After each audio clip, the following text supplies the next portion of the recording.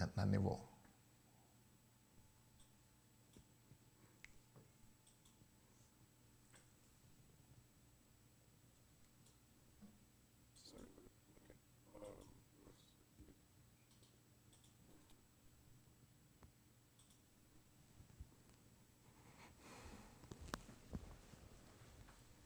I didn't even know before we go live. Everything that we sent on WhatsApp or Facebook for the past hour, both of the platforms are down. Ooh, For the first time. Yes. wow.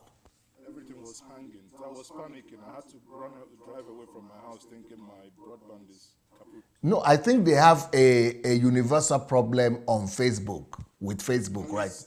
No, it's and also the former deputy CBN governor in the person of Professor Kingsley Morgan. And we have looked at Nigeria at 61 and what that meant for us and where we could be going from here.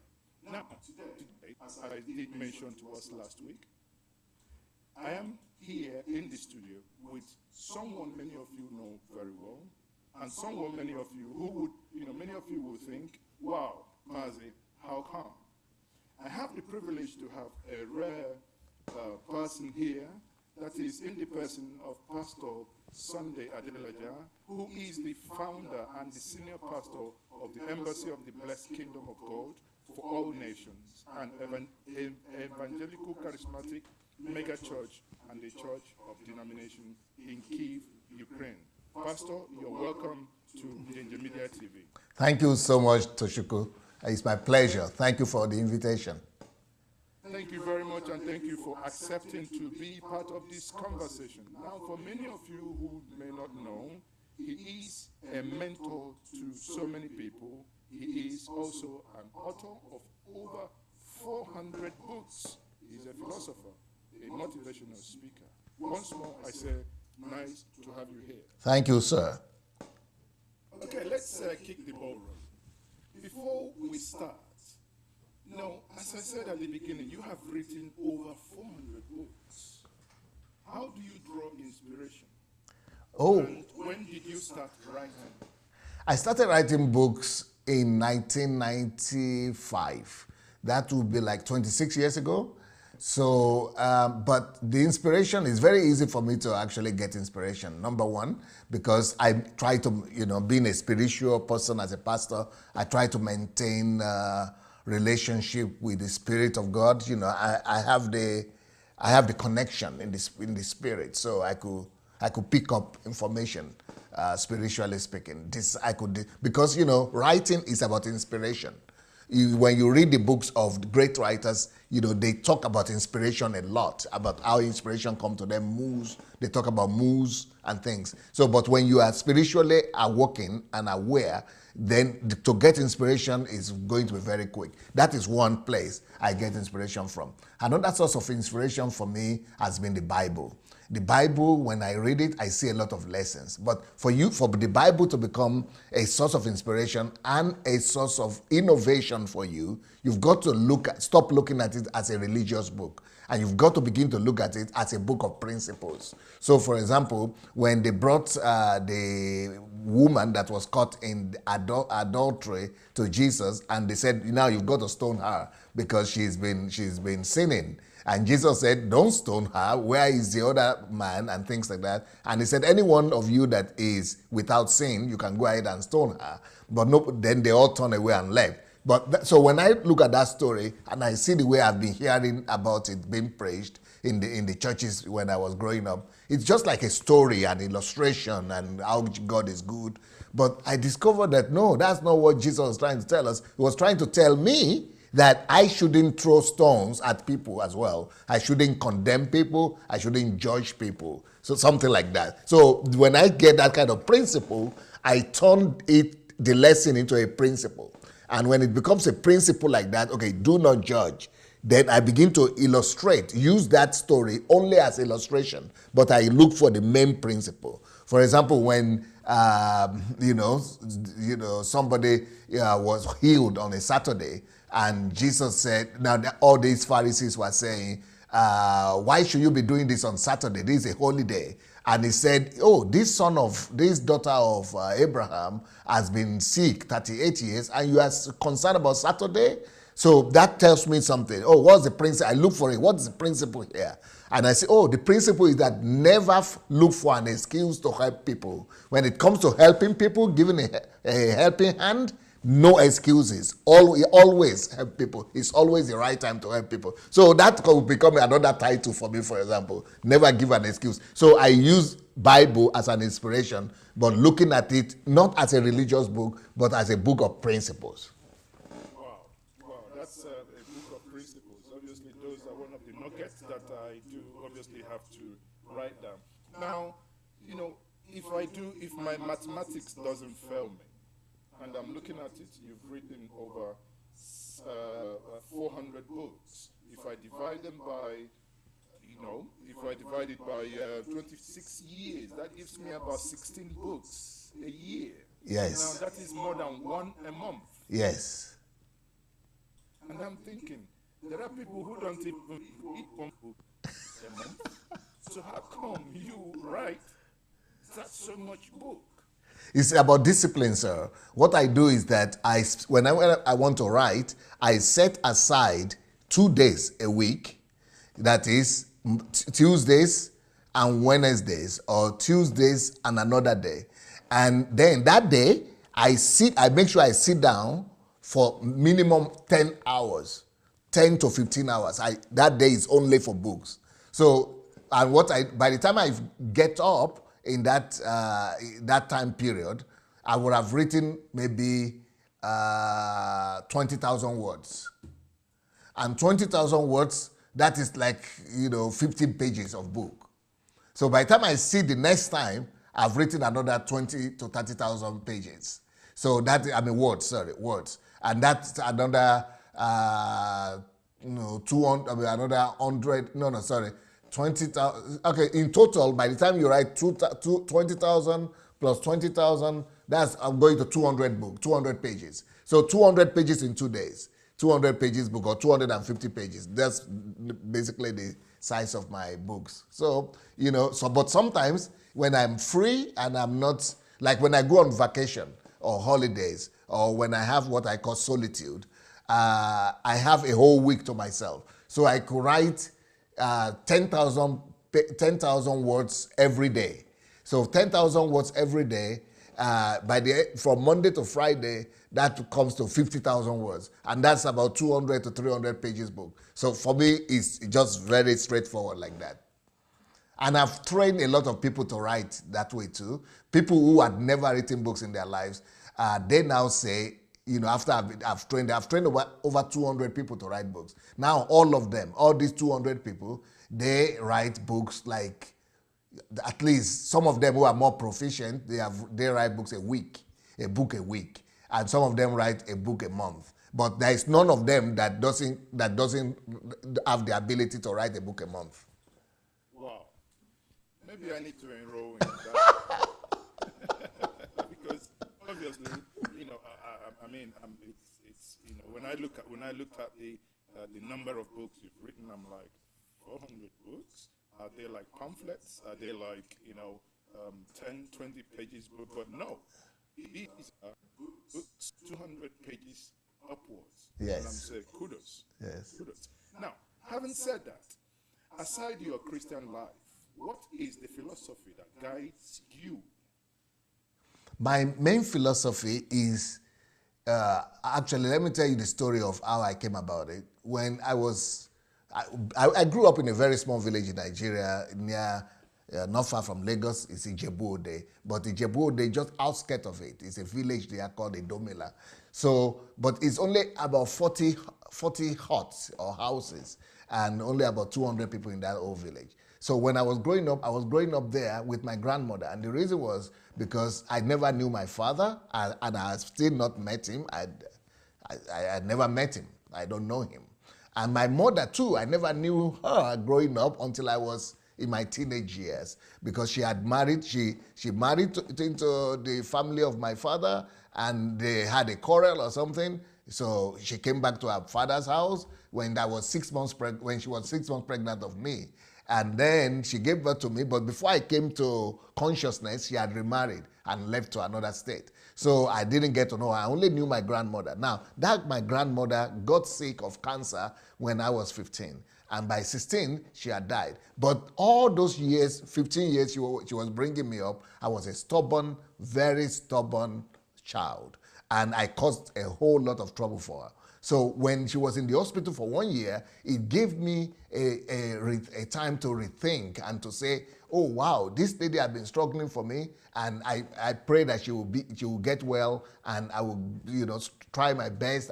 I started making vows to God that I will I will become a better child. I will attend to her. I will take care of her. I will become successful. I will go abroad. I will, take care of her, build a house for her. I started dreaming of all the things I wanted to do, because it's when you lose something that you begin to value it. But unfortunately, she never came back. She died a year after she was taken away from the village. And so it pained me so bad and so much that I wanted to just commit suicide or just go and end my life. But since I didn't die, I told myself, because the pain that I was experiencing was, this lady did so much for me, and I never had the opportunity to say thank you to her.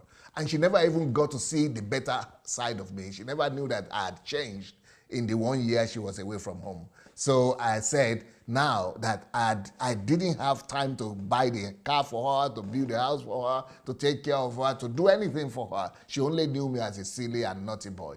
So now I said, God, now that I didn't have the opportunity to appreciate and show gratitude to my mother or to my grandmother, please, I vow to you now that anybody that I see, anytime I have an opportunity to say thank you or to appreciate somebody, that I will never even pass by anyone that I could do good to and fail to do that good. So my philosophy of life was given birth to at that particular time, when I was saying, no, I would never pass by anybody that I could do good to, that I could show kindness to, that needs my help. I would never pass by. And when in my own mind, it's a way of expressing gratitude to my grandmother, and also never to repeat the pain that I had experienced when I couldn't say thank you to her. So I didn't want to experience that pain again.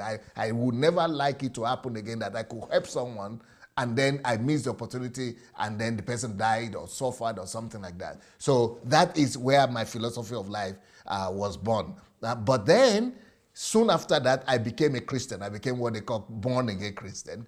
And then it was even established the more, because I got to know about the Bible, about God, and things like that. So my whole philosophy of life is to do practical things to ordinary people that is in need of it. Show practical love. Touch people.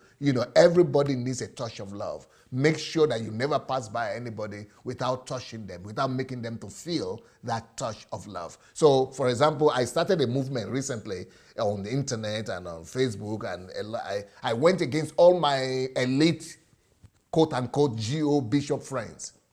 And the reason I did that was because I saw what they were all doing, exploiting poor people. And even though I was in good relationship with them and I was enjoying their company and we were having our own privileges among ourselves, but I had to go against all those things, all those practices, because I couldn't just keep on, witnessing and seeing how ordinary poor people have been oppressed. People taking money from them in the name of tithe and offering and not giving anything back. We will come. I will come to that. Okay. It's part of one of the questions areas. Obviously, I would want to indeed explore. Now, having said that, you've given the background how you stayed with your grandma and how everything obviously may God bless her soul, and eventually you gave your life to Christ. Now, how did you find yourself in Kiev?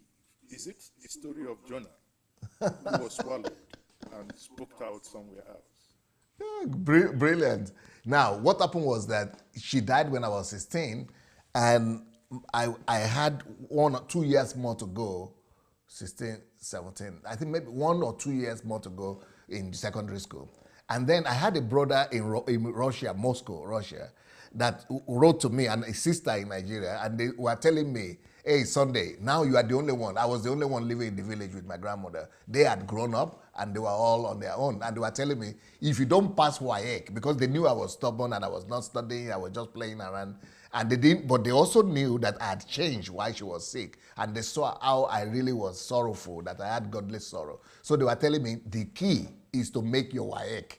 WAEC in Nigeria, for people who are not Nigerians here, is like school leaving certificate, the secondary school leaving certificate, the exam, that you have to pass it. School leaving exams. So that I had to get as good result as possible. I had to make sure that I pass it. That if you don't pass it, you will remain in that village. And that village, to me, it was an epitome of, it was, similar to suffering. It's an epitome of suffering to me. So I knew that they said you just become a farmer in the village and become a villager. So you've got to pass. I said, And then I was having a dream. I always knew inside me I had to travel abroad. So I knew that my brother got a scholarship by going through the newspapers. So I started buying newspapers when I finished secondary school. And I started looking for anywhere I could find newspapers. Those days in the 80s in Nigeria, they used to put adverts in the national newspapers for scholarships. So that is how I applied for scholarship to US. They call it Bureau of Education or something like that. So I applied there. So anyway, eventually I got a scholarship offer. There were 300,000 applications, 300,000 applications, and they only gave 300 scholarships. So we went for interviews and exams and all those things. And, I was lucky enough. But I wanted to go to America because America was my first choice, England second choice, Russia was my third choice. But when I was about to leave Nigeria, because I actually got my first choice to go to Columbia University in New York. But I went to my pastor at that time. I got born again that time, about a few months, maybe 4 months, 3 months. And I went to speak to a Deeper Life pastor. This was a Deeper Life. People in Nigeria know Deeper Life denomination. So I was talking to the man that I have a scholarship to the US, but I have other options like England and USSR. Then he said, you better go to USSR because there, even though they don't know God, but at least it's not so corrupt. If you survive it in Russia, you will survive it everywhere. But America is too full of temptation for you as a young believer. So I just went and I said, okay, no, I changed my admission to Russia. And since I had a brother in Moscow, that was good for me. So that's what I did. And, the rest is history. When I got to Russia, of course, I was disappointed. I wanted to go back to quickly go back to America, but it was too late. But anyway, that's what happened. But my brother helped me. He met me there, and the rest is history. Okay, that's a very fantastic, obviously a very fantastic lesson there. I must confess. Before we came online, I know you are in Kyiv, that's yes. in Ukraine, right? So that was before they broke apart. Yes. Okay. So now in Kyiv, I had my own experience of trying to fly to Kyiv, and got myself in Kyiv, which is only one letter different, but the rest is also history. Now, having said that, let's come down to part of the series that I'm having this week, which is Nigeria at 61. Now, if you look at Nigeria today, what do you think after 61 years of age? If you take Nigeria, just opposing it to the Committee of Nations, how do you think Nigeria has fared? I left Nigeria. At that time, they used to give everybody has an opportunity to, exchange. You can exchange some money. I didn't have much money to exchange, but I only had 20 naira. But that 20 naira was going to give me $25. 20 naira was going to give me 25 in 1986, $25. Now, so Can you imagine that 20 naira will give you $25? And then you could go to England without visa. So this was, but what I really want to emphasize is that the standard of standard of living, or what we call per capita income of average Nigerian at that time, was not very high. You know, because when you hear some people talk, you will have an impression that our standard of living or per capita income was always high. No, it was very low. We were only having the average income in '86, even though our money was strong, but the average income was $300 per person. $300. But what I want to say now is that when I left Nigeria, I got that statistics because I was looking at other countries. I used to read a lot. And I discovered that at that same period of time, that was 35 years ago, China also was earning $300 per capita 35 years ago. So we and China, our per capita income was the same. So I was thinking, so if we were earning the same income for average citizen 35 years ago with China, now China is about 100 times more than what, maybe not 100 times, but we are right now our per capita is by 2,000 something, 2,500 or something, and China is about 25,000. So 100%, much more than us. And so we cannot say we are happy. We cannot even say we're happy about what is happening. But the biggest problem we have really, why we are feeling so deprived and impoverished in Nigeria, is because of the rate of growth of our population. The rate of growth of our population is growing too much faster than the rate of growth of our economy. So even if we are going to be growing at 3%, 4%, right, 5%, but an average family is having 5 children, we will not catch up. So I don't know why Nigerian government is not paying too much attention to that. We need to do the kind of policy that China did. We need to first of all slow down the growth of the population so that we'll be able to have the growth of the economy. And later on, when the economy is growing much faster and the economy is stronger, then we could remove that limitation and then, make everything go at a parallel pace. But the way it is going now, no matter how well we do and our economy is doing, it will always be less. We will always underperform. Because, frankly speaking, so that's on one hand. If we are going to take standard of living and per capita income, we are horribly bad. And that's why they say we are the poverty capital of the world. But if we are going to take general development, I'm not an old man. I'm grown. I'm going to be 60 soon. But at least, even though, there are people who are older than me, but I didn't see the 60s or 40s or 50s. But even in the late 60s or the early 70s that I was growing up in Nigeria, I could see that we have made a lot of progress. Can you imagine that at independence, Nigeria only had, how many medical doctors? Less than 20 medical doctors, maybe even less than that. And how many universities? One university. How many, we've really made a lot. How many highways? Very few highways. How many hospitals? How many roads? How many cities? No major, we were really very backward. But frankly speaking, you could say at independence, Africa, Nigeria, we were just bush. It was just bush. But now we've really made a lot of progress. But that progress is not being felt because we are too many.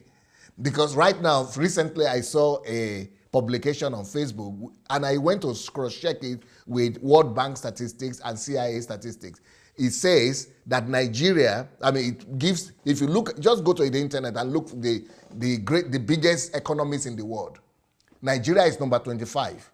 And if you look at all the countries before Nigeria, all of them, the youngest of them is 100 years old or 160 years old. Nigeria is the youngest, largest economy in the world, where the gap between us and the next country that is above us in the size of an economy is like 100 years or 60 years. So as a country, when we talk about economy in general, we are not doing bad. We are number 25 in the world, believe it. Most Nigerians will never believe that. We have 200 countries in this world, and Nigeria is number 25. Not bad when it comes to economy. But when it comes to standard of living of people, that is where we have failed horribly bad. Well, obviously, it's no gainsaying here. You've alluded to that Nigeria is not terribly doing bad, but I think many people would inadvertently disagree with that based on what they can see. But it's neither here nor there. It's an argument that we might eventually explore. But having said that, now my question again is, do you think, because you just said that Nigeria is not entirely doing bad, my question to you, do you think that we are where we ought to be as a nation after 61 years of staying together?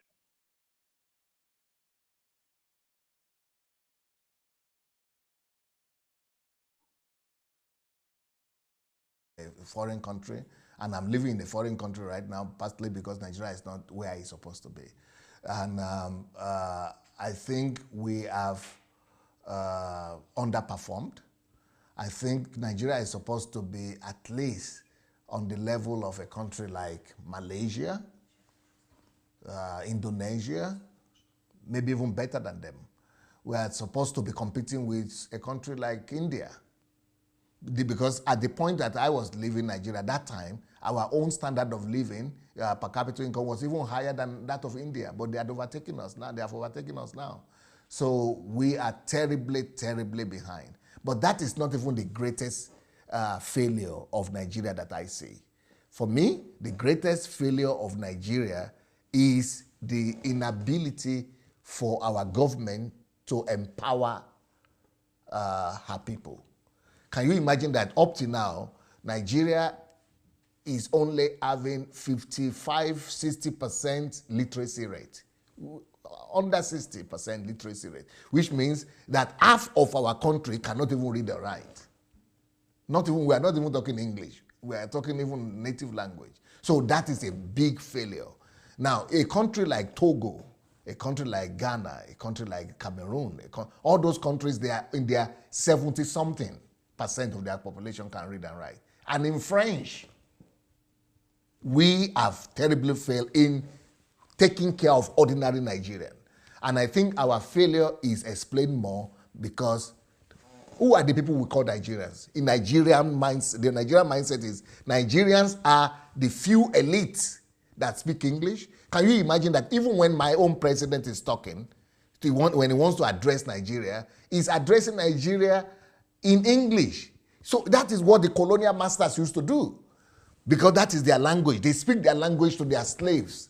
And if you understand, if you don't understand, they have these messengers that will carry the message. But in our own case, we have gotten independence. Let him speak in English. I'm not against him speaking English, but let him use that English. Let it be a compulsory program that every channel, every local channel must speak in their own local dialect. To translate that speech of the president from English to the local dialect.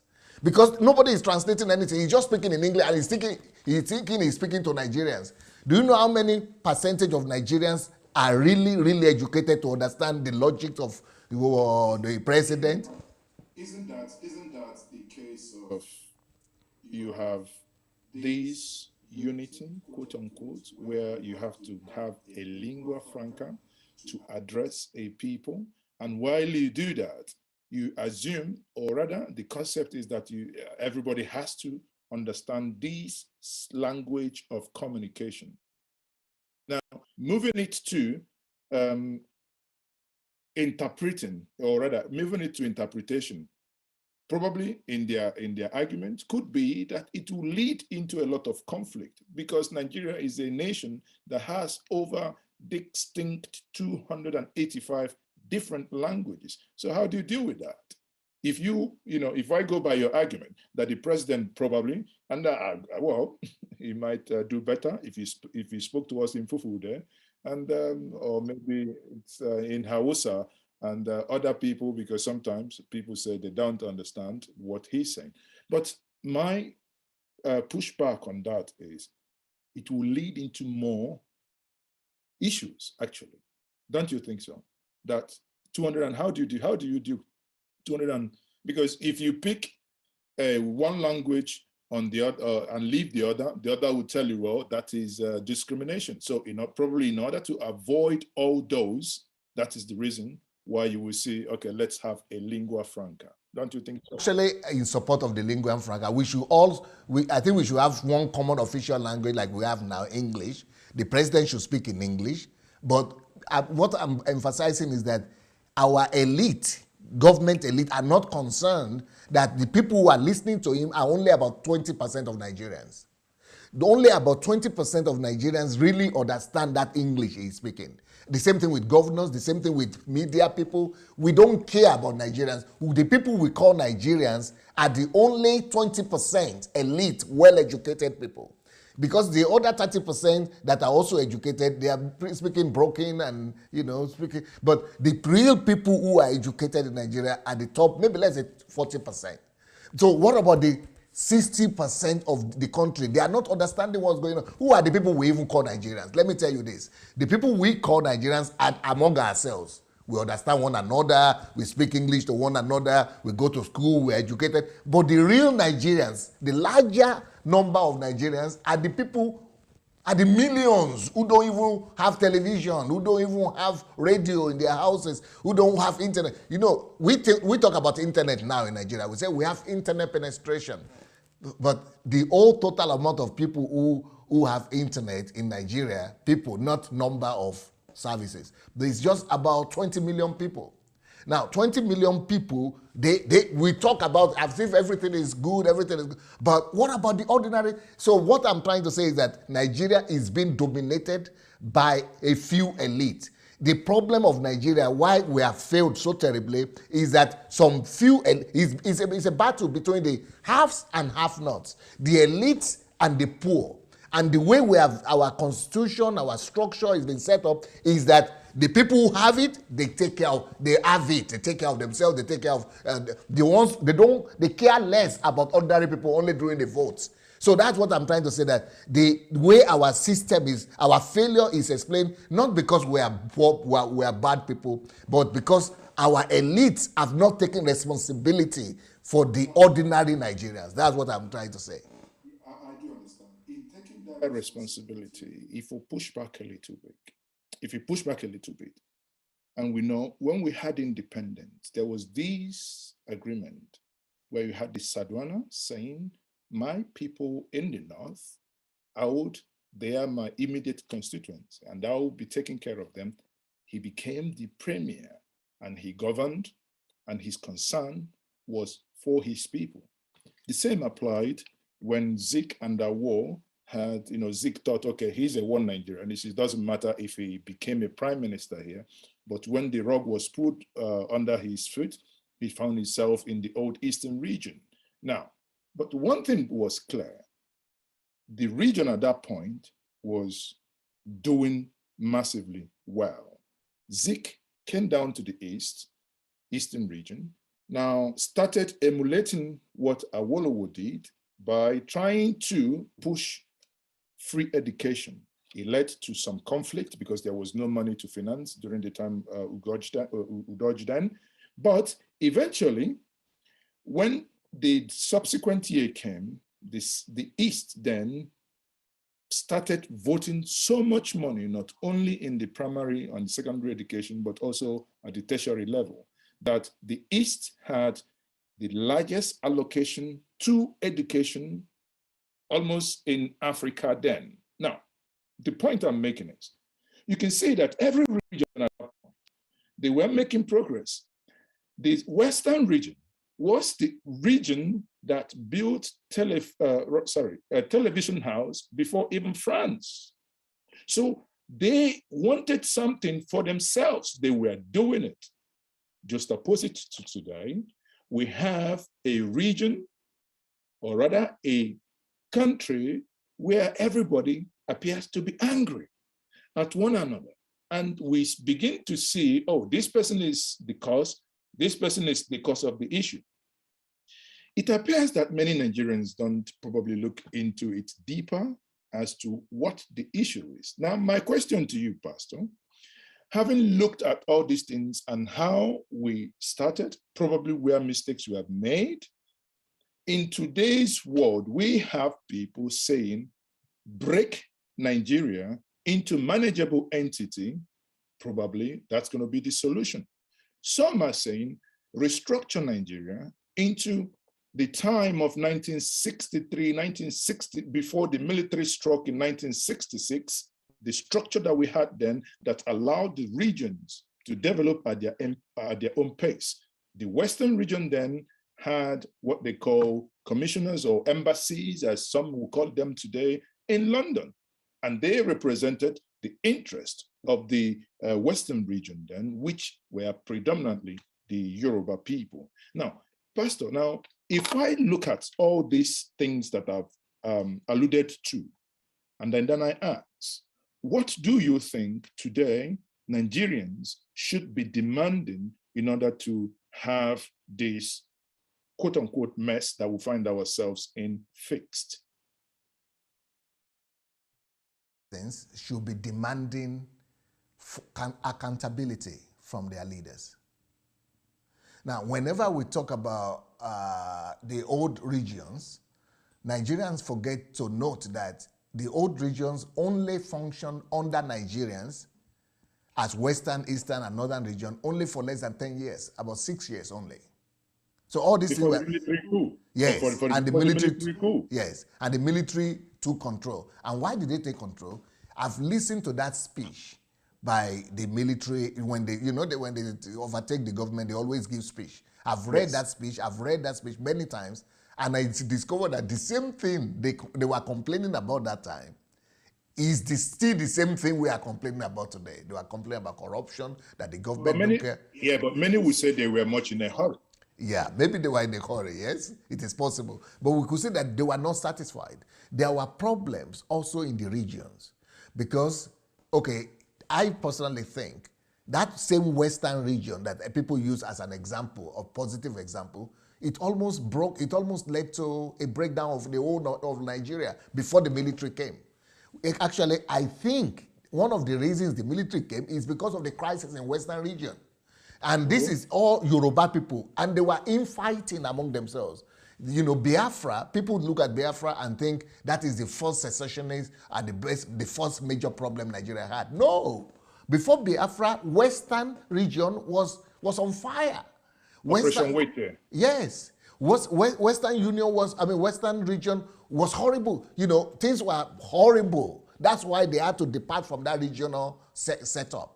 And also, another proof why the regional setup will not work is because, the Biafra secession also is another argument. So the thing I'm thinking is that I personally believe that the federal system that we are practicing, even though it's not perfect, it's not as perfect as in America, it's not, but they have different federation systems. The federation in America is different from the federation in Switzerland. The federation in Switzerland is different from the federation in Germany. The federation there is different from the one in France. So the Nigeria one also is different. We can perfect it. But the way I think what we have right now is much better. Because the federation unit now, instead of region, it now has central government, state government, and local government. But in all those countries that have different have different understanding of federal government, the real development takes place in the local government. But in Nigeria, up to now, our orientation is still on central federal government. But so I'm thinking, and it's not that they don't have budget for local government. So they have budget for local government, even in Nigerian constitution. But our local communities are the poorest because there is no system that works. There is no system of accountability.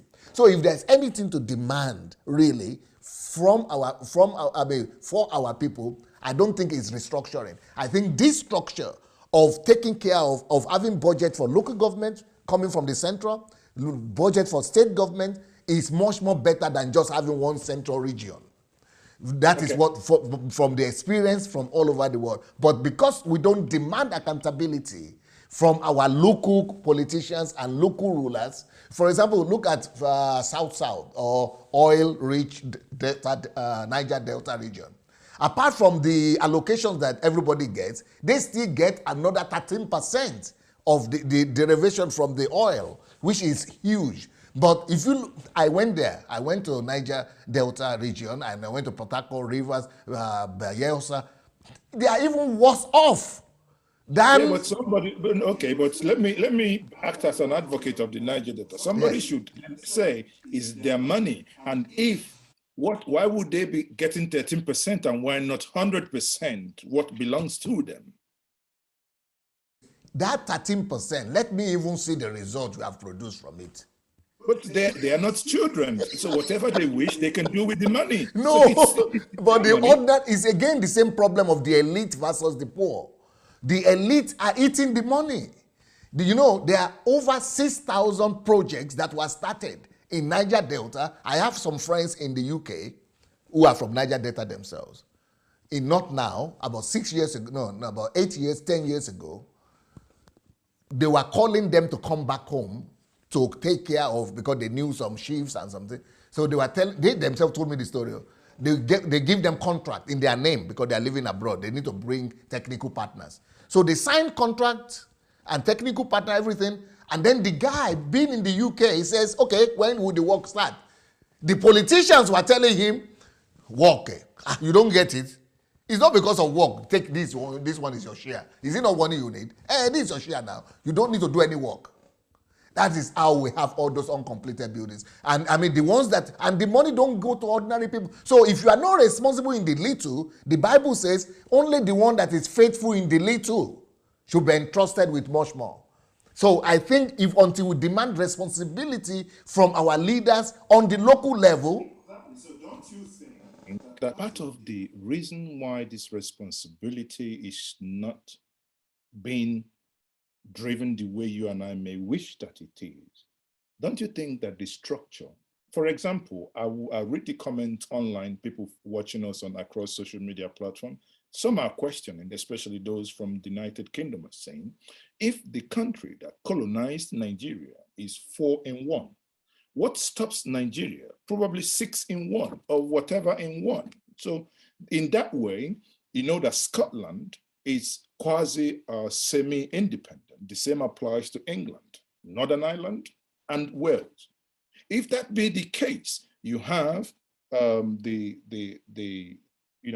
you have the Westminster House as the parliament that govern the whole union.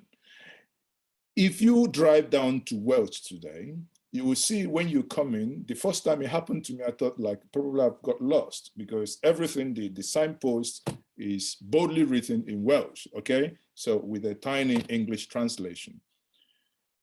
Wouldn't such structure help us to begin to demand accountability? Because if something is happening in Welsh, Welsh is not blaming England. They say, like during the time of COVID, England is locking up. Welsh say, well, we are still studying. We are not going to lock up until we find reasons to. Because they are independent, they are not being drilled and driven from the central, from England. Isn't that a system that could help the diversity? No, it can't. It can't help. The reason why it cannot help is because what you are describing is trying to bring about change from outside in. What I'm proposing is to bring about change by changing the content of character of people from inside out. If you, anytime you attempt to say, okay, when we change the geographical distribution, just let's change the geography, that people will be different. No, it is the people who implement it. If the people are not changing their mindset, if the people are not different in their value system, if their value is not driving them to serve their people, if their value is all about stealing, even when you break it into smaller units, they will always thinking it will be, now I don't have anybody to question me. Well, it appears we are then forgetting the concept of psychological attachment. I explain. If someone from Ijabode knows this is their and theirs to make a decision to run it the way it should function, they begin to, you hear people, they begin to pay more attention. You hear people say, oh, federal government, in my place, I hear this a lot. Federal government job, oh, now for back head that they carry on. Because if you do as you go be, we go do like this, you go fall off. And that's a very bad concept. That's one of the reasons why things are not working. But if the people had the authority to make decision on their own within their locality, don't you think that they will have more empathy and psychologically clued on to the government in order to develop their place? Now, even now, with the bad system we have and constitution, the people can still do it if the people have got it in them. The local government system, they will still allow them to take care of their region if they really want to. The state system will allow them, because the local government people in Nigeria, they are not people that are being imposed on them from the central or from federal government. They are people that are also living among their people. But like, for example, in my own local government in Ijebu, in Ijebu area, Ijebu North, I know one. This is a distant. I know this person. He was the chairman, the secretary to the local government of where I come from. And that person has built 5 houses and sending his children abroad. How? When you are just ordinary secretary. Then my relatives are telling me he's doing well. Why is he doing well? He has a good position now. So even though people, if people's content of character are not changed, they have access to money too, both in local government and states. But it is, even if we give them different government, it is only an opportunity for them to live large, to say, now it's our own. Doesn't that support the argument I made before? Imagine we're a people, it's just like the former president Dr. Goodluck Ebere Jonathan once said about the analogy he made with yam. Okay, now if people know that in our local languages we don't know that someone is corrupt, what we know is this person na thief. And imagine when you come to the clans meeting and you say, Mr. Chairman, Mr. A, this person, he's a thief. Everybody will be shocked. But when you say, Mr. Chairman, Mr. A is corrupt, everybody will look at you, because indeed there is no direct translation in none of the local language to get that understood, because no one sees it as a criminal act. Now, if I use that analogy, if you drive and flip it home, it is the same principle that will say, you now have, like you said in the Niger Delta, control your oil. Give us, to maintain the federal government pay 20%, for instance. The people of Niger Delta will no longer see Abuja as their problem. They will begin to pursue any single individual that has and that commingles their money. Don't you think that is realistic? No, what stops them from, I will tell you what will happen. What stops them from doing the same thing? What stops the governors? The federal government, okay, now I tell you. How come Ibori was being pursued by federal government? Yeah. Now, and they use federal government to get a perpetual injunction, the same federal now, to get a perpetual injunction not to come close to him until he ran away, that he took another country to do the needful for us. Now we have countries and we have situations where one of the ex-governors in Abia State is still the same thing federal. Do you think the people of his state, if they had the powers to decide about his fate, that they would still be waiting until today? Even when he was arrested by another country, England, and he was being prosecuted, do you know that the people from his own place who he has shared a little bit of goodies with, the people were coming out to demonstrate and they let Ibori go. He is our own. Is he the only one who is corrupt? And then people even went to England to demonstrate in the court and say, why are you not arresting the other one? Is he the only one who is corrupt? Let him be corrupt, but it's our own corrupt. And the same thing with Alamisiega, or whatever they call Alamisia. The same thing with him. When he came back home, he became a chief. People crown him. Because corruption has become, our mindset, our value system is our biggest undoing in Nigeria. I have a friend who is a professor from the eastern part of Nigeria. Very much respected friend of mine, good friend. And he is the head of the clan now because his dad was the head before. Now the dad is dead and he's the oldest. And he's trying to bring some renovation and reformation to the region, to his community. And so he came and organized a family meeting. There is this, we was talking, and so after 1 hour of meeting, one young boy that is, doing some things in Malaysia or Indonesia, just stood up and put 10,000, a patch of money, $10,000. He put it on the table like that. He said, you professor, you in the English we go shop. This is $10,000 here. Let's just do this and this and that.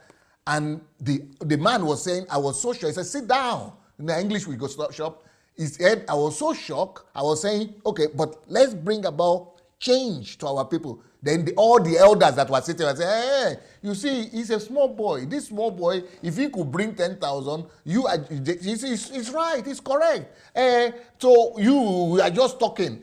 So that corruption, even among clan, not even state or local government, clan, we are driven by greed. We must look at ourselves in the face and say it. The biggest problem of Nigeria is value system. Our value system are falling. Before, when I was growing up in Yoruba land, it doesn't matter if you are a billionaire or a millionaire. We had them in Ijebu those days. But if you are a graduate or you are a professor, you are always more respected in Yoruba land than if you are rich. But today, nobody cares if you are a graduate or if you are a professor or if you are educated or anything. Everybody wants money.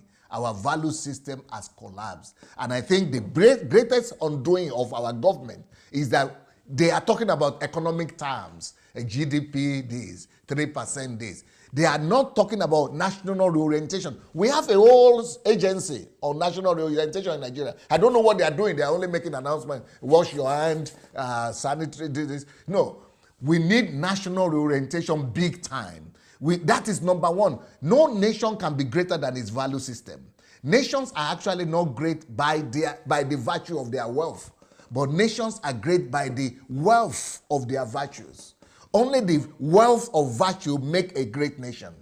I like that philosophy. Now the question is, how do you get to create a new value system? I mean, while I had similar conversation 3 days ago with Professor Kingsley Morgan, he talked about what the Germans call the Weltanschauung, which is a world view. Now, the challenge is, by the crop of leaders the nation keep producing, how do you give what you don't have? If you don't have a value system, a worldview that says no to corruption, that says no, that you are not coming into office to amass wealth to buy houses in America and in England, the houses you're not going to live in until you die, and the amass wealth that 2, 3, 4, 5, 6 generations can't even finish, until that value system is changed, that we're not going to make progress. The question then is, how are you going to create that value system? Are you able to make an omelette without breaking eggs? That's your illustration. And I'm a good friend of Mogalu, by the way, Kingsley. And I read his book he wrote up when he was running for president. Very good. He emphasized that as well there. But I want to just illustrate something. Look at this. Let's say this is a cup or a vacuum, something inside. And we have balls. So, let's say this is a cup, and this cup is full of, inside, it is full of ink. But the ink that is inside is black, all black. Then some people bring maybe, let's say, 10 balls, little balls, table tennis balls, and put all of them and soak them in the ink. My question is, by the time you get, that's what you said, by the time we are getting those balls out, what color would they be? They would definitely be black, because the whole thing, the content of that cup is black. So that is exactly what you are saying, that if the whole system is corrupt, if our environment, our mindset of our people is black, why are we looking for leaders? When we say leaders have our problem, what do you expect? The ball stands for the leaders. If you put your hand in in this cup, anyone you dig out will be black, because the whole environment itself the leader can only be in accordance to the environment. It is the environment itself that produces the leader. So what we need to do is that we must first of all change the content of that cup, which is the color. Instead of black ink, let's bring out the black ink, let's pour in the white ink, and by the time it is all white, we put in that white something, even if we put in black, what will come out will be white. That is why in Europe, nobody knows who is the president of Austria or the president of Netherlands, because the whole society. So now, I will answer your question now. How do we do it? How do we do it? Now, yes. So, yeah, I'm going to answer how to do it. Now, because that is what I've been doing here in Ukraine for the past 30 years. And thank God, we are seeing the result. The way to do it is this. How do you create value system in a society? There are 4 ways of creating new value system society. Number 1, the values of any society comes from their pulpits. Either it's a Muslim or from their religion. Values come from what people believe, and religion is number 1 there. So it doesn't matter it's Islam, paganism, or Christianity, or anything. So because people believe, and Nigeria is a deeply religious country. We are full of believers. But what are the values that are being propagated in those pulpits, from those churches? What are the virtues? Are they virtues or religion? So what the first thing we need to address, if I'm a leader, a governor, or a president or something, first thing we need to address is this. We must make sure that the government work with this religious organization, not just telling them, pray for us, no. So that we will explain to them to help us raise a new set of belief system that will encourage hard work, that will encourage love, but that will encourage forgiveness, tolerance, and things like that. Value system comes from the pulpits. Number 2, where value systems come from? Value system comes from educational system. Now, but we in our own educational system, the way it is set up is that we just go and read book and give exams. But we must go back to those days when we used to have civics. When we used to have, in this country, for example, we have ethics, aesthetics. Now, I have a whole series of teachings when I was teaching my people here how Americans became who they are. And I was showing them videos of America in the 40s and 50s when they were educating the whole society. They will teach you, not just in schools, but they will use television to educate people how to dress, how to wash your mouth, how to relate to your neighbor, how to greet your wife, how to treat your husband. In America, even, we think these Western countries are just like that by accident. No, they put values in place like strong pillars. So number 2 is educational system. Number 3 source of values, how to create values, is through the media. Now I look at our Nollywood, all those media people we have. It's like we don't have a structure, and I wonder, do they have agency that is helping them? We need to give them a set of values that we want every film to formulate in the mind of the viewer. Just like in America, you think that there are no philosophy and values in Nollywood? There are. If you look at most of the American films, it's always about grass to grace. They call it American dream. A poor person that is coming from nowhere and he became somebody through hard work. Or he's always a bad guy that is doing so many bad things, then somebody who is good comes and overcomes the bad guy. Those are philosophies. Those are ethics. Those are values that are being developed in the people. That's number 3. The next place that value system come from is, okay, I've mentioned pulpit or church or mosque. I've mentioned educational system. Have I mentioned the media? Yes, mentioned the media. I've mentioned educational system. The next place that value system come from, which we right now we need to, in Nigeria, it has become a free flow. The next place where value system comes from is from the community. The community, just like we used to have it strongly in like that example that I gave about. Don't you think that the family is the most fundamental? I was just about to go there. That is the final one. The community. So the community, because community influences, because we go to school, we go to public places, we talk to our people, elders. Because in Africa they used to have this philosophy that says it is the community that brings up a child. Yes. Even me, when I was growing up, before my grandmother knows what is going on, somebody has already disciplined me. Yes, but we need to go back to that. But finally, the most important one is the family. But why I think that the church and the pulpit is more important even than the family is that the families themselves go to church to get their values. So family is the final one, but family is where the values are practiced. Because you started by the pulpit, which you inadvertently christened the religion, the religious bodies. And the religious bodies, in the concept of governance, we push for the separation of states from religion, hence Nigeria becoming a republic. There is no link, it's not interwoven. How does the state then go back and engage with the religious bodies without controlling them? By the federal government, it should be a community it's a community corporation kind of thing. Just like we have PPP, private enterprise, all those. But we have over 200.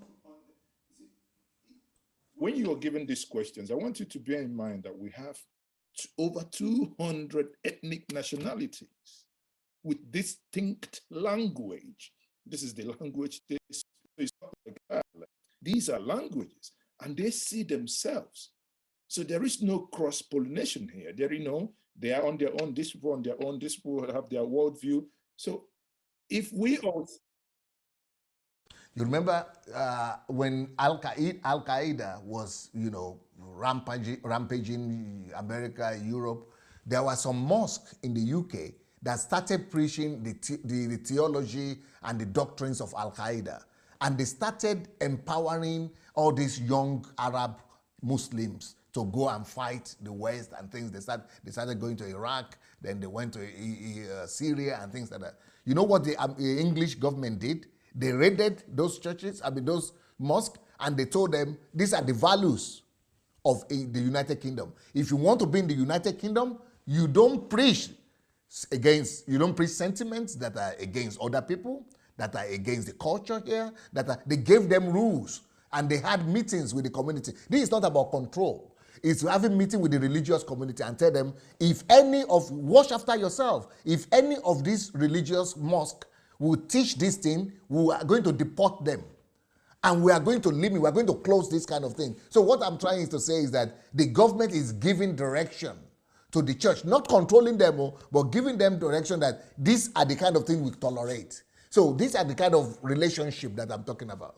I'm sitting down here and I'm thinking it's really a hard pill to swallow, because when you look at it, which government? Now you said it's not central government. And I'm thinking, which government? State government or local government or the community? That's where you have one, in an entity like Nigeria, you have one section of rule for certain people, and certain people does the same thing. The same rule you just used before now does not apply. So again, because it keeps going back, whatever we discuss, keep going back to the point that there is so much divergence in Nigeria. There is so much disconnect. There is so much, I think that our diversity is actually, it's inadvertently becoming a weakness rather than a strength. Don't you think so? I think every community should do the same thing. Everybody, you don't need to go to Kaduna. Driven by who? I agree, every community, but yes. Driven by who? By policies.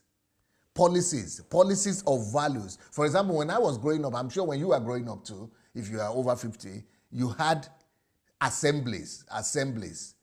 And in the assembly, when I was growing up, primary, secondary school, we used to have priests come or pastors come, and they will lead us in prayers, and they will give us speeches on virtues and values and how to conduct ourselves, that kind of thing. And then the Muslim people will also have their own Muslim clerics come and do the same thing. But it's not being controlled by the federal government. No, every community agreed to do this. But policies in the central government says we are working with religious organizations to be able to sanitize the society. So, but it's not going to be like enforcement, but it's going to be like freedom for every community to decide how they are going to make that happen.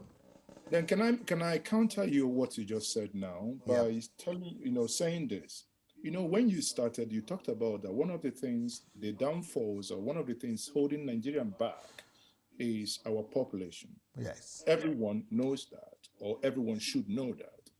Now, if we bring people together to talk about population, I can tell you, we all know, I know, certain people will say, no, it is how the Creator makes it that the Creator gives children. If the Creator gives me 30, I will. So, by just that statement, he destroys whatever concept and argument you're trying to make, saying, I am willing to be having children even when he's not interested in their upkeep. So how do you reconcile with such worldview on one side, saying, well, I've read this book and everything here says, I can do this and I can do the other one. And maybe you turn to the other side. The other person is saying, well, maybe, yes, I understand, because if my wife works, then I work. Okay, even without you coming to tell me, I know I want my child to go to university. I want them to do this and do the other one. Therefore, well, I can't afford it. So I may only have 3 or maximum 4. Now, we are formulating the same policy for someone who probably have decided that it's going to have 3 children against someone who thinks 27 is, I'm just starting.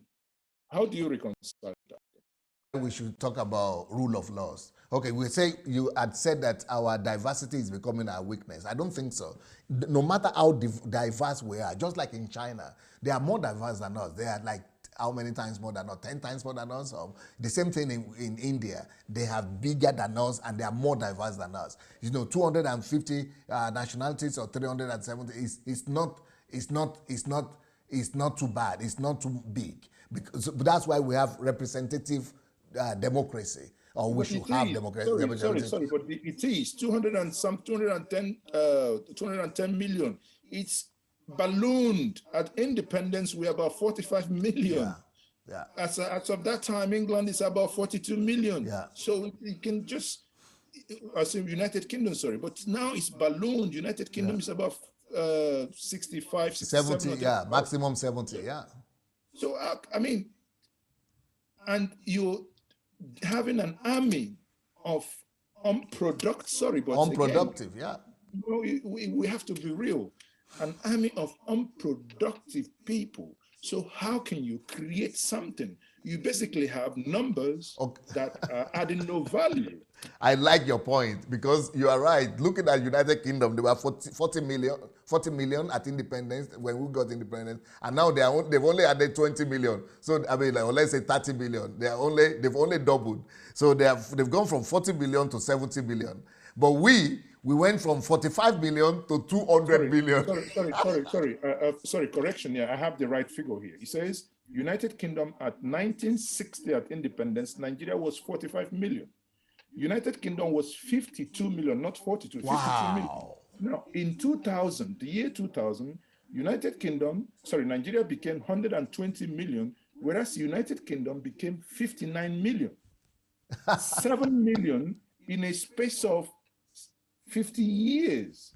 Now, in 2021, this year, Nigeria is 210, United Kingdom 67. My God.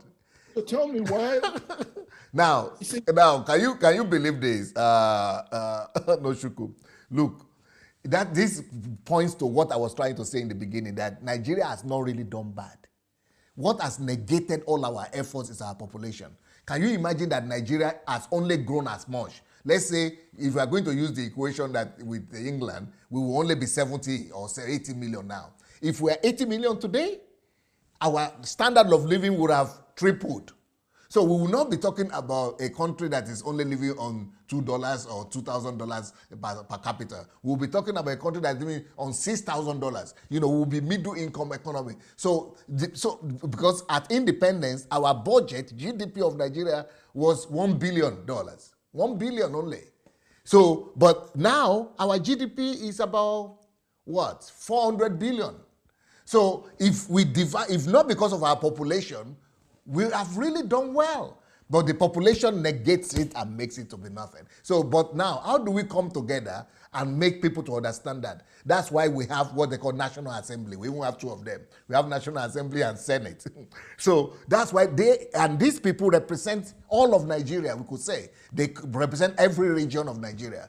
Now, that's where rule of law comes in. They are supposed to come together and say, no, we are going to take this decision and vote on it. And if they vote on it, everybody should abide by it. But you've watched them. You've watched someone standing in the National Assembly saying that he has 4 wives, and proudly so, and he has 27 children and 1 coming. Proudly so, and everybody, and when you talk about birth control, and he tells you that the belief system he has, enough. And if that happens at that level, obviously what it means, there is no hope. But having said that, let me come to something more slightly controversial, as it may concern. What's your view on those who think the president calls them the agitators? Some from the presidency calls them the secessionists. Now we have people saying Yoruba nation or nothing. Yeah. What's your view on that? I think they are being misled. The Yoruba people, the Yoruba nation, they are absolutely being misled. I think they just don't understand it. I think Yoruba nation, Biafra is a result of the frustration, the endemic problems that Nigeria is plunged in. I think let's even imagine this, if Nigeria has been doing well, let's say we are living as well as people living in Europe, nobody would think of Yoruba nation. Nobody would think about Biafra. Everybody would be enjoying their lives. It's because of our failure as a government and as a people, because of the problem. It's as a result of frustration. In the beginning of this program, you said it, that in the 60s, when we had regions, that everybody, you painted a picture of perfection, that everybody was doing well, everybody was near doing... perfection, near perfection. Near perfection. It was not perfect, but it was excellent, good. And we didn't have these problems that we're having right now. Now, what I'm saying is that there was a time that Nigerians could live together. And everybody was okay, satisfied, developing their own region, right? And nobody even think of breaking or something like that. Now, but today, everybody is saying it's because of the problem, the failure, the poverty, and everything. So if we could live together at that time, I think nothing has changed. We can still live together. The only problem is that our leaders have failed us, our government has failed us, not only on the federal level, but even on the state and local level. And it is as a result of that failure, people are just expressing their frustration. So I personally believe that Nigeria is better together, and Nigeria will be stronger together, and we will become our destiny. We'll be able to fulfill our destiny together. For example, me, each time I'm in Europe here, each time I see a black person coming across the street, I automatically think that person is in Nigeria. But then, if that person happens to be from Burkina Faso, I'm still so happy because I'm seeing another black person. But now, if I happen to see a fellow Nigerian, it's like he's coming from my village. I don't even care where he comes from, because we are Nigerians. We are united by something. So I think we should just solve our problems. And so do you think the agitators, I mean, you've just basically described them, that they are, I would say, ill-informed or not knowing what they are doing. Question is, what do you think drives the agitation? Frustration. I think it's frustration. I don't think it's because they don't want to live. I don't think because Igbos don't want to live with Yorubas. I think they want to live with Yorubas. I don't think because the Yorubas don't want to live with Igbos or they don't want to live with Hausas. I think they want to live. I think what is driving it is the frustration. Is the frustration of not being fulfilled. And so they come up with they now magnify the issues and say, okay, it is because we have a Fulani that is dominating Nigeria, or we have a Fulani president or a Hausa president. I think it is just because of the frustration of not being fulfilled that is making, yet before the Fulani president, we had a Yoruba president. I mean, we had a Yoruba president. Nobody said we should break Nigeria at that time. We had an Ijaw president. Nobody said we should break Nigeria at that time. And soon, in less than 2 years' time, we are going to have an Ijaw president again, or a Yoruba president again, or an Igbo president. It's not going to be an Hausa president again. So, and you have already broken Nigeria already. I mean, those are just temporary. We shouldn't ever take permanent decision based on temporary discomfort. But why do you, I mean, okay, granted, people are not happy. So why is the government not addressing the things that makes the people not being happy? I think the government, really, for me personally, I think this government is doing much better than the government we had, the last government we had. What can you elaborate, please? Oh yeah, I see the infrastructure that is being built. If can you imagine that if Obasanjo or Jonathan has built the same railway set that we are now seeing, has taken care of the airports like we are seeing now, and have taken care of just infrastructural development of the country. Let's say all those things have been taken care of. Today, these people who would have needed to do that now, they would have been using the money to maybe empower people or to develop people or something like that. So are the people protesting and demanding Oduduwa nation and the Biafran nation as a result of lack of infrastructure, or as a result of them having the little they have? Like many people will tell you, before the incident in Iganga happened, where people go to farm, many will not return. Where people will be on the way, they will be waylaid, the women, nasty things done. Mm-hmm. And people were complaining. The deafness of the government became even to a point that until the people started, the agitation became so loud that the government then began to sort of begin to try to wake up, but not yet woken up, but trying to wake up. So don't you think that if those perceived, quote unquote, injustices were addressed in a timely manner, that we may not see the agitation the way it is today? Yeah, I think people who are agitating are not agitating for infrastructure for sure, because they don't understand it. They are agitating for bread on their table, mostly. But the ones who have now caused Oduduwa nation or Yoruba nation because of Igagan, that is not fair. That is actually a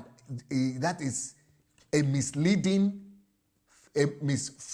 unfortunate thing that has happened to Yoruba land, that people believe that's Sunday Igboho. Because if we are going to talk about insecurity in Nigeria, the people who are most hard, who are hit worse and who are hit hard, are not Yoruba people, and they are not Southwest people. The people who are really suffering from the bandits and the Fulani herdsmen and the bandits are Northerners. So why is it that the Northerners are not saying, let's break Nigeria because of that? No, so breaking, I think they have exercised more maturity in the North in that sense. Those Samfara... So it means it's then good and better to die in silence. So because they are not speaking, the Yoruba shouldn't speak? No, they are speaking. But the way they should speak is that let's resolve our problems together. Let's confront the issues we have, but not let's break the country. Because, I live in a country that used to be Soviet Union, one country, now is broken down into 15 countries. And are they doing better now that they are broken down? No, they are doing worse. And half of them have gone through civil... They are not doing... Tallinn, Ukraine, where you are. Yes. Exactly, Estonia. Yes. I've been to Estonia. Yes. I've seen the rapid, accelerated development that we have had. Yes. And you're telling me that the old SSR is doing worse. Much doing worse. what? Where you have Yugoslavia and Yes. sorry, Yugoslavia, yeah. Russia and Yes, co. yes. And they are all doing They are bad. also doing worse. And let me tell you what, because I live here, but there are 3 states in the former Soviet Union that are really doing well economically. That is Estonia, that is Lithuania, and that is Lithuania, Latvia. Yeah. Latvia. Now, but what people don't know about those countries is that Latvia used to have 4 million people before the breakup. Do you know how many people is left now? Less than 2 million people. What happened to 2 million? Because they went away. They went for a better life because they became part of Europe and they left the country. So of course, the country, with standard of living is better. But the people who live there will tell you the story of the horrible stories that have happened to them. But the all other ones, they are living worse. And the reason is because before just like Nigeria, when we got independence, we had a dream that everything is going to be good. But no, you have to go through the process of building a nation all over again. And that process of building the nation all over again will take years. Either you are America, either you are England, either you are Germany. If you break up as a nation to start and you don't have the basis infrastructure like we don't have now, you have to go through years, decades to just start all over again. And there will be infighting also. There will be people from your own people who will say, no, we want to have our own street. We want to have our own town government. We want to have they will not, even this Igbo, Yoruba people we are talking about. Yoruba was not homogeneous before. Before 400 years ago, Yoruba was nobody knew a Yoruba nation. It was Ijebus, it was Oyos, it was different groups of people. Same thing in Igbo land. There was no one homogeneous Igbo community. They didn't even know one another before. The same thing in the north. There was no homogeneous north. That no, every town, everything, they had their own. And if breaking down doesn't mean if we go to the west alone, we will be one. No, there might be infighting as well, and it's going to be wars. Everybody is going to be fighting one another and breaking down to smaller pieces. Well, why do we? You see, maybe okay. Now, your view is that Nigeria should not be broken down. Yeah. There are people who argue that, okay, Nigeria should be broken down to manageable chunks. Yeah. These are conflicting school of thoughts. Mm-hmm. Shouldn't there be a convergence point? Why is it that it appears possible for the government, having seen that these decibels in sounds are basically increasing per minute? What is then impossible for government to bring these various opinions to a point of agreement? Many people will tell you that the Constitution that you alluded to is the opening paragraph or opening sentence says, we the people, but the people never agreed. Dr. Nyanwodo on this platform has once said that as of the time President Olusegun Obasanjo was being sworn in, there was no constitution. Mm-hmm. So the constitution was brought afterwards for obvious reasons. Yeah. The question is, if the constitution that says we the people have blah, blah, blah, blah, mm-hmm. which is predicated on lie, mm-hmm. because the people did not agree on that constitution, mm-hmm. isn't it time for the government to begin to look at how to unite and bring this country together? That's narrative that is being spread in Nigeria, that Nigerian peoples never came together to agree to live together, and that's why we cannot be united, because we were never agreed. Nobody asked us. Well, the same thing you could say of England. The same thing you could say of America. The same thing you could say of England, Germany. The same thing you could say of France. All these people were, if France was a little kingdoms, little Germany, it was less than 200 years ago when they were just united. All of them were broken. No country ever came together to say we want to become one country. And then we will form a constitution. Constitutions always come later on. Most of those countries that you see, either it's Germany or France, they used to fight among themselves before. And it is later on they develop their constitution. So the same thing could happen with us. Is 20 years not enough? Yeah, I think if this, let's say this government has failed, let's vote in another government that will come in and do that and do the will of the people. So I don't think we should just break now and then, no, let's bring out another group of people. Let's vote in another government, another leader that will listen to us and do what we want. But instead of just saying, let's destroy everything. No, I think that is a very bad way to go. Okay, so if you were to advise the Yoruba Nation agitators now, thousands of them watching across social media platforms, what would be your thoughts to them? I will tell them, bring your heads together, do your politicking well, and try to get your own person to the government. You vote for your person. Go and lobby the Hausas, go and lobby the Igbos or the South people, and let them vote for your own person that you believe in. And then make him to do your will. The same thing, Igbos have always been smarter politically than the Yorubas. From my own study of Nigerian history. This is the only time in history, in the history of modern Nigeria, where Yoruba people have been able to get it and been in alliance with another group of people to be in power. Before, the First Republic, they were saying, Awolowo was saying, no, we're going to be in the opposition. But the Igbos aligned with the Northerners and they formed the government. In the Second Republic, the same thing happened. The Yorubas are going to say, no, we want only Awolowo. We are not going to. They couldn't unite, not with the North, not with the East. East, again, Igbos again got it together with the North. Now, during the Obasanjo time, Yorubas again said no, even though he's their own son, no. They said, no, we are not going to vote for him. Then the North and the rest of Nigeria voted Obasanjo in. They came in. So isn't that an irony that the Yoruba nation, for the first time, got into alliance with the North? Yes, for the first time in the history of Nigeria. Exactly. And the same Yoruba nation are now saying we were duped. And that's why we are protesting. No, it's not true. It is only a fraction. Why are they protesting? It is only a fraction of Yoruba people. Most people in Yoruba land don't support that movement. It's not as widespread in Yoruba land like maybe Biafra in the East, for example. Most Yorubas are still against doing a Yoruba nation. We know it will not work. Most educated Yorubas, elite Yorubas, will not support it.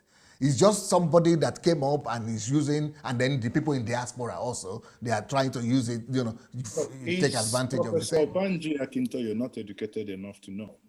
Sorry? Is Dr. Banji Akintoye? Professor Banji, he always says that he was not, only the last few months of their campaign, when he started agreeing that, okay, we'll go do our own nation. But before, in the beginning, if you listen to his speeches, he was always saying he's for restructuring.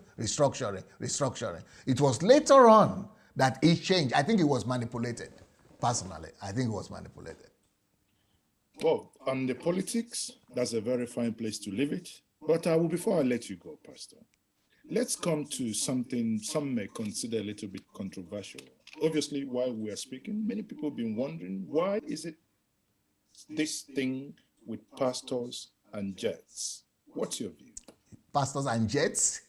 Yes, private jets, especially the Nigerian Pentecostal pastors and private jets. They appear to be 5 and 6. I would not have anything against jets if these pastors had their businesses, their industries, their companies, and they made profit out and outside of the church to buy those jets. I will not have anything against them. But when we are taking offering, tithe and offering, and if you can afford it, by the way, if you can afford a private jet, what on earth still makes you to still keep on taking tithe and offering? Because what it takes to sustain a private jet one day, every night, is more than what anybody in Nigeria could afford. So if you can afford private jet, why are you still collecting tithe and offering from people? That is where I have disagreement with my colleagues in religion. That how can I don't even still understand it. Why are we collecting tithe and offering from the poor, and then we are not giving it back to them? We are building edifices and we are building, buying jets. How? Where is our conscience? In your church, you don't collect tithe and offering. We do, but we don't make it we don't make it compulsory. It is not compulsory and it is not mandatory. You know, in Nigeria, it's not just tithe and offering people collect. They collect first offering, second offering, third offering. But in our church, you don't need to. You don't have to give. The only thing we do in our church. Do you have register of those who pay and who do not? No, how could you do that? To do that is manipulation. So you never preach about tithe and offering? I preach about tithe. I just say tithe is a symbol of the fact that each one of us, whatever we make, we shouldn't just eat everything by ourselves. So give a fraction of it. If it's going to be 1%, 2%, 10%. In the Old Testament, it was 10%. Just for you to be able to, but use it to give, to do good. So tithe and offering in our church is only supposed to be directed to take care of the less privileged people and to meet the basic needs of the church. But see, that is what I'm concerned about. Because in the New Testament, Acts of the Apostles, it said there were no needy people among them. They used the tithe and offering to take care of the needs of all the people, such that there was no person who was in need. So how is it best to pay tithe? I'll give you an example. I had a German evangelical pastor who said, if you earn $200 a month and your rent is $1,200, sorry, if you earn $2,000 a month and your rent is $1,200, your car insurance, whatever, your water bill, your gas bill, everything piles up to $1,800, meaning your leftover is $200. You should pay tax on 200, you should pay tithe on 200, not on 2,000, because if you do on 2,000, you will not have enough to live on. Is that correct? That's exactly what we practice in our church. And that's what we preach. You don't preach, you don't pay tithe from your gross. You pay tithe from your net. No, but even at that, that's obviously someone who gets 2,000 in the bank, yes, as a monthly pay, yes, probably has earned about 3,200 depending on the country. Yes. So you can consider that net. But again, no, I'm talking about net, family net. Okay, family net. Okay, not pay net. Okay. Yeah, family net. So exactly what you said, that's what we do. You first of all have to meet your needs. Your children cannot be hungry and you tell me you are going to pay tithe. Your mother and father in the village cannot be hungry and you are telling me you are going to pay tithe. How can you be taking money to go and give to one pastor somewhere when you have not given to your mom and dad? You should make sure you take care of the people around you who are in need before you go and take anything to the church. That is the best way to give tithe and offering. Give it to the poor, the people who are in need of it, not to a church, not to a building. Pastor, I think people watching online now, apparently I'm becoming a pastor. They are demanding my account so that they can pay their tithe. It's their freedom. They should be able to have that freedom to take their tithe and offering to wherever they want.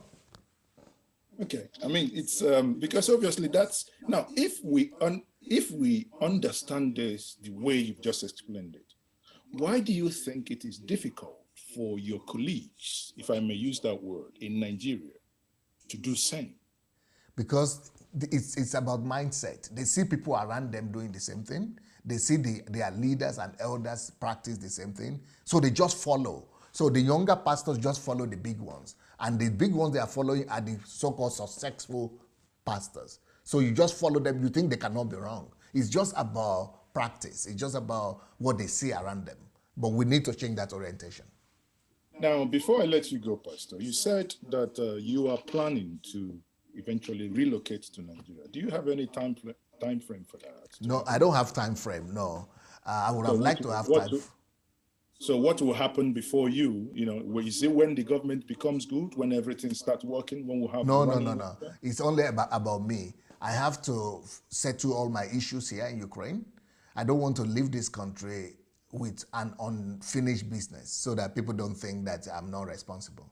So I have to be able to put things in order here and then, I'll be ready to move. Maybe time frame. If you are talking of time frame, in the next maximum 5 years, not more than 5 years. Well, okay. So it has been my pleasure to have you. It has been a fantastic conversation. I loved every bit of this conversation. I hope you do as well. Yes, yes. You really drilled me very well. Thank you very much for being my guest today. I hope to have you some other time so that when we talk about other critical national issues. But it has been my pleasure to speak to Pastor Sunday Adelaja, who is the founder and senior pastor of the Embassy of Blessed Kingdom of God for All Nations, an evangelical charismatic megachurch and a Christian domination in Kyiv, Ukraine. A mentor to so many, an author of over 400 books that we talked about at the beginning. He is also a philosopher, motivational speaker. Once more, Pastor Sunday Adelaja, it has been my pleasure to have you here on Njenje Media TV. Thank you once more for being part of my guest. My pleasure. Thank you so much. Thank you. So we've